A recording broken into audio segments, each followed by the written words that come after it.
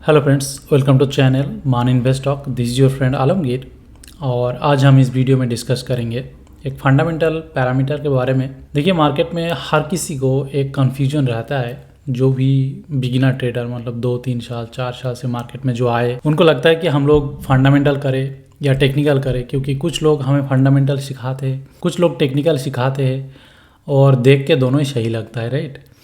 तो एक्चुअली आपको जब और थोड़ी एक्सपीरियंस हो जाएगा तो आपको धीरे धीरे समझ में आएगा कि देखिए, चाहे आप फंडामेंटल कीजिए चाहे आप टेक्निकल कीजिए, कोई भी गलत नहीं है, कोई भी सही नहीं है, दोनों अपने अपने जगह पे सही है। और अगर आप चाहो तो दोनों को कॉम्बाइन करके भी कर सकते हो, जिसको कुछ लोग टेक्नो फंडा कहते हैं, अलग अलग नाम देते हैं। लेकिन ऐसा समझिए कि टेक्निकल बेसिस पे एंट्री एग्जिट होता है, और जब आप किस स्टॉक में एंट्री करेंगे और किस में नहीं करेंगे, उसका सिलेक्शन में फंडामेंटल का रोल प्ले आता है। तो आप लोगों को पता है कि मेरे पास एक पाइथन का स्कैनर है, जिसको चला के हर हफ्ते में एक एक्सेल फाइल जनरेट होता है, जिसमें सारा फंडामेंटल टेक्निकल डेटा रहते हैं। तो इसमें मैं आपको आज जो सिखाने वाला हूँ वो है अर्निंग पर शेयर, यानी कि ईपीएस। देखिए, ये मेरा जो शीट है, जो स्कैनर है, ये स्कैनर का जो टी कॉलम आपको दिख रहा है, इसमें क्या है, ईपीएस। ईपीएस का फुल फॉर्म आप देख लीजिएगा। ईपीएस बहुत ही एक सिंपल और इजीली अवेलेबल एक फंडामेंटल पैरामीटर है, जिसका फुल फॉर्म कहते हैं कि earning per share. Earning per share को आप ऐसे समझिए कि मान लीजिए एक कंपनी के पास 100 शेयर है और उस कंपनी मान लीजिए 200 रुपया अर्न किया। तो अगर आप एक शेयर के लिए कंपनी कितना अर्न किया वो निकालेंगे, तो उसको कहते हैं अर्निंग पर शेयर, यानी कि एक शेयर के लिए उस कंपनी ने कितना कमाया, है ना। उसमें क्या, अगर 200 रुपया टोटल कमाता है और 100 नंबर ऑफ शेयर्स कंपनी का होता है, तो उसमें क्या होगा, एक शेयर के लिए कंपनी ने 2 रुपया कमाया, तो उस केस में अर्निंग पर शेयर होगा 2। तो इसमें अगर देखते जाइएंगे तो काफ़ी सारा आपको नंबर दिखेगा, कुछ नेगेटिव भी दिखेगा। देखिए, -70। तो इसमें नेगेटिव पॉजिटिव मिला के कुछ कंपनी का अच्छा होता है, कुछ कंपनी का ख़राब होता है। लेकिन आप ऐसे समझिए कि ये पैरामीटर काफ़ी इंपॉर्टेंट पैरामीटर है, और इसको मैं इस स्कैनर, जो भी आप लोगों में मेरा स्कैनर यूज़ करते हो उनके लिए ये वीडियो काफ़ी यूजफुल होगा। तो बेसिकली देखिए, मैं क्या करता हूँ, आपको मैं सिखाता हूँ कि रिलेटिव स्ट्रेंथ को यूज़ कीजिए। अभी फ़िलहाल मैं जो रिलेटिव स्ट्रेंथ 150 यूज़ कर रहा हूँ, तो रिलेटिव स्ट्रेंथ 150 का बेसिस में स्टॉक को फाइंड आउट कर रहा हूँ। अब कहेंगे 150 क्यों है, तो उसको समझाने के लिए पहले मैं क्विकली इसको ओवरव्यू दे देता हूँ। देखिए, निफ्टी कब से गिरने लगा, आप ये देखिए, निफ्टी का चार्ट है, आपको दिख रहा है, ये डेली चार्ट है निफ्टी का। तो डेली चार्ट में अगर आपको दिखाओ तो निफ्टी गिरना चालू किया एग्जैक्टली 27 सितंबर 2024, राइट। आज हम लोग कब रिकॉर्ड कर रहे हैं, 25 फरवरी। तो आज अगर 25 फरवरी होता है, इससे अगर पीछे चले जाएंगे 27 सितंबर, नीचे डेट को देखिए जहाँ पे मेरा माउस कर्सर है, एग्जैक्टली उसी दिन टॉप लगाया था। निफ्टी ने टॉप कितना लगाया था, 26,277, राइट। तो एग्जैक्टली निफ्टी ने टॉप लगाया 26,277। उसके बाद क्या क्या गिरने लगा, वहाँ से अगर डे, नंबर ऑफ डेज, कितना दिन गिर रहा है उसको काउंट करेंगे तो कितना हो रहा है, 151 डेज, राइट। तो ये जो 150 दिन से लेके निफ्टी गिर रहा है, तो इसलिए मैं अभी जो रिलेटिव स्ट्रेंथ का यूज़ कर रहा हूँ, तो 150 डेज, और दूसरा आप ये CRS कस्टम रिलेटिव स्ट्रेंथ को यूज़ कीजिएगा तो भी काम में आ जाएगा, ओके। क्योंकि दोनों देखिए सेम टू सेम है, मतलब 1-2 दिन का अंतर है। तो इस बेसिस पे मेरा पहला जो फिल्टर क्राइटेरिया है, निफ्टी से खराब कौन सी कंपनी परफॉर्म किया इस पूरा टाइम पीरियड में, उसको पहले निकाल दो। तो ये एक पैरामीटर हो गया। उस तरह का देखेंगे तो मेरे पास एक दूसरा एक स्कैनर है, जिसमें सारा नाम आ जाता है, जो ग्लोबल शॉर्ट लिस्टेड फंड। उसमें क्या है ना, इसमें लगभग 200 के आसपास नाम आता है, ओके। उसका लिस्ट मैं यहाँ पे भी अपलोड करके रखता हूँ, वहाँ पे अगर मैं आपको दिखाऊंगा तो उसमें आपको दिख जाएगा कि लगभग उसमें 200, देखिए निफ्टी टेक्निकल फंडामेंटल ग्लोबल, जो 227 कंपनी है, जिसमें सारा ये है। तो इतना ही कंपनी को मैं देखता हूँ, बाकी देखता ही नहीं हूँ। तो 227 कंपनीज आपको यहाँ पे मिल जाता है।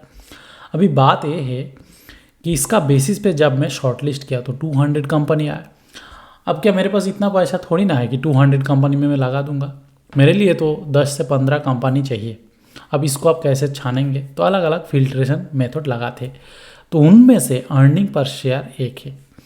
तो देखिए, मेरा सीधा सा फंडा है या आप इसको चाहे आपको अगर अच्छा लगे, लॉजिकल लगे तो यूज़ कीजिएगा, नहीं तो इस लॉजिक का बेसिस पे अपना कुछ पैरामीटर बना लीजिएगा। उसको ज़रूरी नहीं कि मैं जो कर रहा हूँ आपको वही करना है। तो मैं सिंपल सा फंडा लगाता हूँ, जो कि यहाँ पे जितना भी नेगेटिव वैल्यू वाला कंपनी है उसको मैं पहले निकाल देता हूँ। तो एक तो प्राइमरी फ़िल्टर होगा यहाँ पे मैं फ़िल्टर में क्या करूँगा, यहाँ पे मैं एटलीस्ट ग्रेटर देन 1 रखूँगा, यानी कि 1 जिसका नंबर है वो निफ्टी जितना गिरा वो भी उतना ही गिरा, और जिसका नंबर 1 से ज़्यादा है रिलेटिवली निफ्टी से वो अच्छा किया, यानी कि निफ्टी अगर 13% गिरा, कोई अगर मान लीजिए 6% या 7% गिरता है तो उसका रिलेटिव स्ट्रेंथ होगा 2, यानी कि वो कम गिरा, राइट। इस हिसाब से तो पहले तो मैं निकाल दिया जितना भी कंपनी था नेगेटिव में। तो इसमें अगर नीचे चले जाएंगे तो देखिए सबसे कम जो है वो 1 से थोड़ी ज़्यादा है, 1.01। अगर आपको मन चाहे कि आप इसको 1.05 कर देंगे, 1.1 कर देंगे, तो आपको और भी कम नंबर ऑफ स्टॉक मिलेगा, राइट।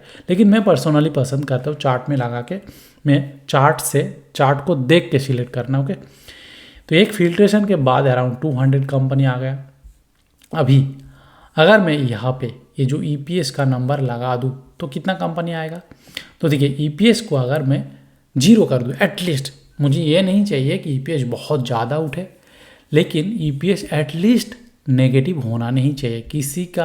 आप EPS अगर 0 है यानी कि वो कंपनी पैसा बना ही नहीं रहा है, वो प्रॉफिट नहीं कर रहा है, तो भी चलेगा, क्योंकि वो आगे जाके मे भी प्रॉफिट हो सकता है कि कोई कंपनी पहले लॉस बना रहा था, लॉस के बाद अभी वो लॉस करना बंद कर दिए, यानी कि वो दिस इज़ प्रोग्रेस, राइट। कोई अगर 50 रुपया पहले नुकसान कर रहा था, अभी अगर वो 0 कर रहा है यानी कि नुकसान से बच गया, आगे जाके वो प्रॉफिटेबल हो सकता है, ऐसा होता भी है। मैं आपको कुछ एग्जांपल दिखाऊंगा। तो मैं क्या करूँगा, इसमें ग्रेटर देन और इक्वल टू 0 कर दूंगा। इसका मतलब क्या है, ग्रेटर देन यानी कि बड़ा होगा, 0 से ज़्यादा होगा, यानी कि कुछ ना कुछ कमा रहे, चाहे 1 रुपया क्यों ना कमाए, लेकिन कमा रहे कंपनी तो अच्छा है। लेकिन अगर कोई कंपनी कमा भी नहीं रहे, स्टिल हम लोग उसका चार्ट को देखेंगे। कभी कभी कोई कंपनी लॉस मेकिंग कंपनी का भी रैली होता है, लेकिन हम लोग उसको छोड़ देते, उसको क्यों चाहिए जब प्रॉफिटेबल कंपनी जा रहा है। तो जब मैं इसको लागू कर दिया तो देखिए इसमें केवल कुछ कंपनी आया जो प्रॉफिट बनाते, एटलीस्ट प्रॉफिट अगर ना भी बनाए तो लॉस नहीं बनाते। तो इसको एक्चुअली छानने के लिए मैंने एक स्कैनर बना के रखा जो पाइथन में है। तो बेसिकली वो क्या करते हैं ना, वो आपको नंबर ऑफ लिस्ट कंपनी का लिस्ट वो दे देते हैं, ठीक है। तो ये मैं इससे जो आउटपुट फाइल बनता है वो भी मैं सब सब्सक्राइबर के साथ शेयर करता हूँ। तो इसमें देखिए मेरे ग्लोबल रूल्स है। ग्लोबल रूल्स में अगर क्या देखेंगे कि मिनिमम जो स्टॉक का प्राइस है ना वो 20 रुपया से ज़्यादा होना चाहिए। उसके बाद जो इसका मार्केट कैप होना चाहिए ग्रेटर देन 1000 करोड़। देखिए ग्रेटर देन 1000 करोड़ जो जिसके बेसिस पे मैं फिल्टर कर रहा हूँ। उसमें देखिए EPS ग्रोथ 0 यानी कि अर्निंग एटलीस्ट कुछ ना कुछ होना चाहिए। तो इस बेसिस पे मैं जब रन कराता हूँ तो इसमें कुछ नंबर ऑफ कंपनी ऑटोमेटिकली आ जाता है। जिसके बाद इसमें देखिए आउटपुट फाइल अलग अलग जो बनता है वो हमें बनता है, तो उसको मैं शेयर कर देता हूँ। जब आप इस तरह करेंगे तो इसमें कितना कंपनी आएगा, इसमें जो कंपनी आएगा वो मैं आपको दिखाता हूँ। तो देखिए इस तरह मैंने क्या किया, काफ़ी सारा कंपनी को निकाल दिया। तो इसके बाद EPS का परसेंटेज से भी करते जो मैं आगे का वीडियो में बताऊंगा। लेकिन अभी फिलहाल के लिए देखिए ये EPS को मैं क्यों देखता हूँ। अभी अगर पूछेंगे, मैं टेक्निकल ट्रेडर हूँ, ऑफकोर्स मैं स्विंग ट्रेडर हूँ, हमेशा चार्ट देख के करता हूँ। चार्ट में अलग अलग pattern, candle, volume, price action देख के करता हूँ। आप मुझे पूछ सकते हो कि आप इसको क्यों देख रहे हो, क्योंकि इसका इंपॉर्टेंस समझ लीजिए। अब देखिए कोई भी कंपनी का अगर स्टॉक खरीद रहे हो तो आप इसी उम्मीद से खरीद रहे हो कि वो ऊपर जाएगा। अब कोई कंपनी ऊपर क्यों जाएगा, लोग अगर खरीदेंगे।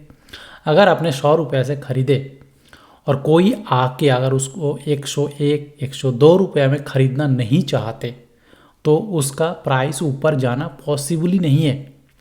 आपने जिस प्राइस से वो स्टॉक को ख़रीदा, अगर उससे ज़्यादा दाम में कोई ख़रीदना नहीं चाहते तो वो स्टॉक ऊपर नहीं जाएगा। ये तो ऑब्वियस बात है जिसको आप प्राइस एक्शन की तरह समझते हो, लेकिन इसका पीछे का लॉजिक समझ लीजिए। कोई क्यों चाहेगा जो अपने 100 रुपया में ख़रीदा उसको ज़्यादा दाम में ख़रीदने को, क्योंकि उनको लगेगा कि स्टॉक का प्राइस ऊपर जाएगा। लेकिन कोई स्टॉक का प्राइस ऊपर तो तभी जाएगा दूसरा कोई जब खरीदेंगे। तो देखिए अल्टीमेटली लोग, बहुत ज़्यादा लोग होना चाहिए जो वो स्टॉक को खरीदना चाहते हैं। अभी देखिए वो स्टॉक लोग क्यों खरीदेंगे? अगर कोई कंपनी, आप जब स्टॉक खरीद रहे हो तो फंडामेंटली एट द कोर आप वो स्टॉक का, वो बिजनेस का एक छोटा पार्टनर बन रहे हो, राइट? तो कोई क्यों पार्टनर बनेगा? अगर वो कंपनी आगे जाके पैसा नहीं कमाएगा तो लोग इसीलिए स्टॉक को खरीदते हैं या ज़्यादा दाम में खरीदना चाहते हैं। अगर उनमें ये फेथ है, उनको लॉजिकली ये लग रहा है कि चाहे आज दाम क्यों ये ना 100 रुपीज़ क्यों ना हो, आगे जाके ये कंपनी पैसा बनाएगा। आज अगर वो 10 रुपया बना रहा है तो आगे जाके 15 बनाएगा, कुछ टाइम बाद 20 बनाएगा। आज अगर वो 50 रुपया लॉस कर रहा है तो आगे जाके वो लॉस करना बंद करेगा, उसके बाद वो प्रॉफिट करना लगेगा, चाहे 10 रुपया चाहे 20 रुपया पर शेयर वो कमाएगा। तो इसी उम्मीद से लोग करते हैं। तो कोई भी स्टॉक का अगर आप इन डेप्थ एनालिसिस करेंगे, जब कोई स्टॉक का प्राइस में मूवमेंट आता है तो 99% ऑफ द टाइम आप देखेंगे कि वो स्टॉक का अर्निंग पर शेयर जो है पॉजिटिव है। अभी देखिए मैं आपको बस ऐसा बता रहा हूँ, राइट? तो चलिए एग्जाम्पल के तौर पे देख लेते हैं। देखिए मार्केट में ओला इलेक्ट्रिक आया, राइट? तो ओला इलेक्ट्रिक का चार्ट देख लेते हैं। तो ओला इलेक्ट्रिक का अगर चार्ट देखेंगे तो आपको क्या लग रहा है? ये स्टॉक ऐसा गिरा और हम लोग खरीद रहे हैं, राइट? रिटेलर लोग खरीद भी रहे हैं। इसका ट्रेंड डाउन है, वॉल्यूम है, ठीक है, बाई तो आया था, किसी ने लिफ्ट करने का कोशिश किया लेकिन कर नहीं पाए। क्यों? क्योंकि ऐसा नहीं है कि ओला इलेक्ट्रिक खराब कंपनी है या आगे जाके कुछ होगा नहीं, लेकिन फिलहाल इनका जो परफॉर्मेंस है वो भी कुछ अच्छा है नहीं। क्योंकि स्टॉक अगर फंडामेंटल में जाएंगे तो ये ज़्यादा पैसा कमा नहीं रहे। This is a loss making company, right? तो इसका प्राइस गया, हम लोग चार्ट में क्यों ना देख के बताए कैंडल ऐसा हुआ, वॉल्यूम हुआ, it does not make any sense, everything is nonsense. Chart देख के कुछ बताना, मतलब चार्ट में कोई वैल्यू है नहीं। चार्ट में बस इतना है कि लोगों का सेंटीमेंट, चार्ट का पीछे बायर एंड सेलर है, लोगों का थॉट है, कितने लोग क्या सोच रहे हैं उस स्टॉक के बारे में, दैट इज चार्ट। तो वो मैटर करते हैं। तो जब आप कैंडल एंड वॉल्यूम को बस उसी को देख रहे हो, इसका कोई अपने आप में मतलब नहीं है। कैंडल एंड वॉल्यूम जो साइकोलॉजी या सेंटीमेंट, पीछे का पर्दे का पीछे जो सेंटीमेंट चालू है उसको हम समझते हैं चार्ट देख के।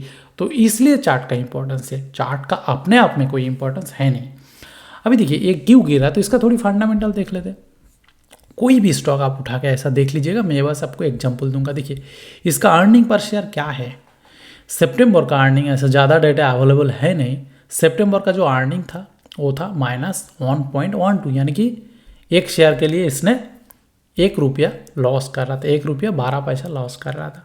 दिसंबर का जो अर्निंग का क्वार्टर आया उसमें इसने लॉस ज़्यादा किया, राइट? जो सितंबर में किया उससे दिसंबर में ज़्यादा किया। तो देखिएगा इस तरह जितना दिन ये कंपनी ऐसा लॉस करते जाएगा तो उतना दिन ये इस तरह गिरते जाएगा। अगर इसने गिरना बंद कर दिया फिर भी आपको यहाँ पे लॉस दिख रहा है तो समझ जाइए कि इसका पीछे जो प्रोमोटर है, जो लोग हैं, जो स्टॉक को चला रहे हैं, उनमें होप आ गया कि अभी यहाँ से स्टॉक पैसा बनाना चालू करेगा, राइट? तो कोई भी चार्ट को अगर देख के उठा के देख लीजिएगा तो हर चीज़, ये जो अर्निंग है ना, इसी का खेल है। कोई चार्ट ऐसे ही नहीं बनता है। अप ट्रेंड किसको कहते हैं? अगर अर्निंग में अप ट्रेंड है तो चार्ट में अप ट्रेंड है। बिना अर्निंग का कोई भी चार्ट का कोई ज़्यादा वैल्यू है नहीं। तो एनीवे मैं आपको एक एग्जांपल दिया। चलिए फॉर एग्जांपल अगर पेटीएम को देख लीजिएगा, कोई भी चार्ट को अगर उठा के देख लीजिएगा, देखिए Paytm is a loss making company still.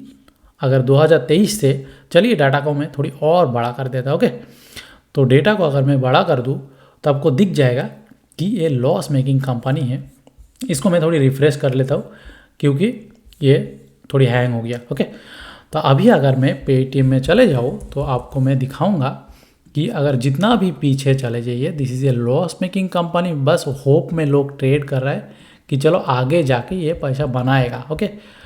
काफ़ी सारा पीछे जाके मैं आपको दिखाता हूँ। तो बेसिकली देखिए कॉन्सिस्टेंटली लॉस कर रहा है, राइट? अर्निंग पर शेयर जो है कॉन्सिस्टेंटली शुरू से लॉस कर रहा है। 2021 से आप अगर देखेंगे 22 से डेटा है, 1 से ये लॉस कर रहा है। लेकिन एक चीज़ ध्यान दीजिए, जब उन्होंने लॉस कर रहा था तब उसका चार्ट में गिरावट था, राइट। शुरू में क्या था, गिरावट था। तो बेसिकली इसमें आपको इस तरह समझना पड़ेगा कि यहाँ से जब गिर रहा है उसके बाद देखिए जो लॉस हो रहा था ना वो घटने लगा था। बीच में जो 2 रुपया हो गया, पहले क्या था 12 रुपया, 11 रुपया, 9 रुपया, 8 रुपया, घट रहा है या बढ़ रहा है, 6 रुपया, 2 रुपया घट रहा था। तो लोगों में होप आया था, तो उस वजह से इसमें एक बेस बना था, उसके बाद रैली भी आया था, लेकिन दोबारा गिर गया। कुछ न्यूज है इसमें, फिर लॉस बढ़ गया। अभी फिलहाल फिर थोड़ी ऊपर जाने का कोशिश कर रहे हैं। उसका पीछे कारण है क्योंकि लॉस फिर 3 रुपया हो गया। देखिए पिछला दिसंबर में जहाँ पे लॉस था 3 रुपया, अभी भी 3 रुपया, उससे जो पिछला दिसंबर में था 6 रुपया, यानी कि वो लॉस घट रहा है। तो लोगों में उम्मीद है। तो इसी तरह अगर आप जोमेटो को देखेंगे, कोई भी नया कंपनी इसलिए देख रहा हूँ कि जो मुझे याद है, जोमेटो में अगर देखेंगे तो देखिए शुरू में उसने क्या किया, मैं चार्ट को ऐसा दिखा रहा हूँ ताकि ये दिख जाए क्लियरली। शुरू में देखिए कंटिन्यूअसली ईपीएस नेगेटिव में था, तो जोमेटो का प्राइस गिरा, राइट।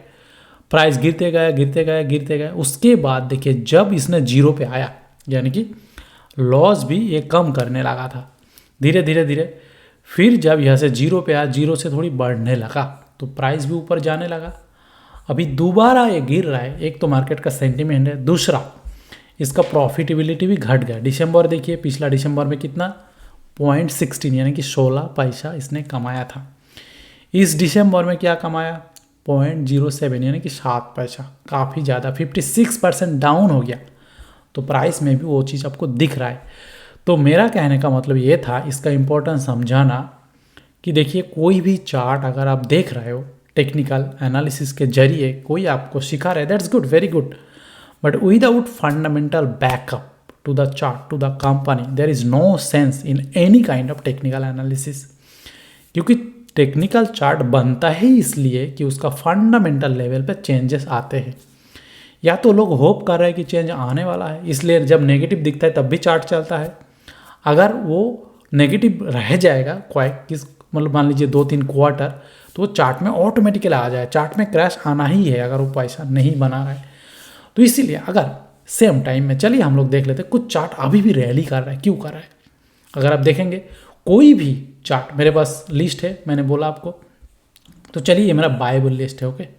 ये जितना भी स्टॉक को मैं फॉलो कर रहा हूँ इसको दिखाते कि इसमें कोई भी अगर देखेंगे नेगेटिव है क्या। जो टॉप में है, निफ्टी में करेक्शन आया, जितना भी कंपनी में दिखाऊंगा उसमें करेक्शन नहीं आया, किसी में भी ये ईपीएस नेगेटिव आपको नहीं दिखेगा। तो देखिए ये क्या है, आईटीडी सीमेंटेशन इंडिया, देखिए consistently profitable company, it has a long chart, आपको दिख रहा है यहाँ पे। ये चार्ट अगर आपको मेरा कंप्यूटर में ठीक ठाक नहीं दिख रहा है दोनों साथ में, तो इसको आप अपना कंप्यूटर में खोल के देख लीजिएगा, ओके। इसके बाद देखिए इसमें देखिए कहीं पे भी आपको नेगेटिव दिख रहा है। बीच में एक नेगेटिव आया था जिसमें आपको एक करेक्शन भी आया था। उसके बाद इस तरह बीच बीच में जो करेक्शन दिखेगा, लेकिन continuously most of the time, majority of the time ये पॉजिटिव जोन में है, राइट। डिविजन आप देखिए कंटिन्यूअसली पैसा बना रहे हैं, कंटिन्यूअसली पैसा बना रहे हैं, तो चार्ट होल्ड कर रहा है, राइट। कोई भी चार्ट आपको दिखेगा नहीं कि इस तरह होता है। कुछ कुछ मिल भी जाएगा क्योंकि मेरा स्कैनर में आता है। देखिए I will be honest with you, कुछ कुछ चार्ट ऐसा है जो नेगेटिव हो सकता है लेकिन चार्ट चल रहा है, उसको मैं नहीं देखता हूँ। देखिए मेरे पास 2 अगर ऑप्शन है कि एक का फंडामेंटल अच्छा है, उसके साथ टेक्निकल भी अच्छा है, और एक का फंडामेंटल ख़राब है, टेक्निकल अच्छा है। तो अगर किसी का टेक्निकल अच्छा है, फंडामेंटल ख़राब है, तो उसमें फेलियर रेट ज़्यादा होगा। तो I don't need to look at them, जब मेरे पास ऑलरेडी और भी सारा ऑप्शन अवेलेबल है। मेरे को कितना कंपनी चाहिए, 10 से 15, 20, राइट। यहाँ पे कितना कंपनी है, 200-250 कंपनी है जो एक्चुअली अच्छा है। उनमें 50-100 तो है जिसका टेक्निकल भी है, फंडामेंटल भी है। तो इसलिए मैं दोनों को लेके चलता हूँ, तो इसलिए इस पे को दिख रहा है। तो कहीं अगर आपको मिल जाए जहाँ पे मान लीजिए टेक्निकल अच्छा है और फंडामेंटल ख़राब है, तो ये मत कहिए कि आप तो बोले थे ऐसा नहीं होता है, होता है लेकिन कम है, उसका फेलियर रेट भी ज़्यादा है। मैं आपको दिखा सकता हूँ। तो एनीवे देखिए इसको, अगर जितना भी टॉप में रन कर रहा है सारा का सारा अगर देखेंगे तो ये सब जो रैली कर रहा है, इसीलिए रैली कर रहा है कि क्योंकि इसका ईपीएस पॉजिटिव है। देखिए हर किसी का ईपीएस पॉजिटिव है, ईपीएस पॉजिटिव है। अगर सेम जगह पे प्रोबेबली मैं अगर यहाँ पे देखिए EPS नेगेटिव है तो रैली तो कर गया, लेकिन बीच बीच में करेक्शन है। इसमें देखिए स्टॉप लॉस हिट होने का चांसेस काफ़ी हाई होता है, बीच बीच में नेगेटिव है। ऐसा कुछ मेरा जो लास्ट वाला कॉलम है उसमें कुछ मैं रखता हूँ, मतलब जस्ट काइंड ऑफ फॉलो करता हूँ। तो इस तरह आप भी कर सकते हो। तो एनीवे मैं उम्मीद करूँगा कि आपको समझ में आया क्यों आपको अर्निंग पर शेयर देखना है और इसको किस तरह यूज़ करना है। बस इसको 0 से ऊपर रख लीजिए। नेक्स्ट टाइम जब मैं वीडियो बनाऊँगा तो उसमें क्या करूँगा कि अर्निंग ग्रोथ, जिसको ग्रोथ कहते हैं ना, कि अर्निंग पर शेयर बढ़ रहा है या घट रहा है, वो EPS से और ज़्यादा इंपॉर्टेंट है। जो एक कॉलम में आपको दिख रहा है ना कि 80% on 51%, 33%, that is the growth. तो कंपनी का प्रॉफिटेबिलिटी बढ़ रहा है या घट रहा है, दैट मैटर्स। तो उसमें भी डिपेंड करता है कि वो स्टॉक का प्राइस किधर जाने वाला। तो देखिए इसका फंडामेंटल है, टेक्निकल नहीं है। सुजलान, बेसिकली सुजलान तो आप लोग जानते ही हो, सुजलान भी तभी उठने लगा जब इसका EPS पॉजिटिव जोन में आने लगा था, ऐसे नहीं आ गया कोई भी कंपनी को, अगर देख लीजिएगा। तो एनीवे दोस्तों, इसीलिए मैंने इसको इंक्लूड किया अपना स्कैनर में। तो मैं उम्मीद करूंगा कि आगे जाके आप इसको किस तरह यूज़ करेंगे आपको समझ में आया होगा। तो चलिए दोस्तों, अगर वीडियो अच्छा लगे तो कमेंट करके बताइए। अगर कुछ क्वेश्चन है तो भी बताइएगा। अगर आपको चाहिए कि इसका पर्टिकुलर कोई सेक्शन के ऊपर वीडियो बनाने के लिए तो आप बताइएगा। तो ये नहीं हुए, ये स्कैनर सबके लिए अवेलेबल है। आपको अगर स्कैनर का ज़रूरत है तो नीचे दो व्हाट्सएप नंबर में आप कॉन्टैक्ट कर सकते हो। चलिए, थैंक यू वीडियो देखने के लिए, बाय बाय।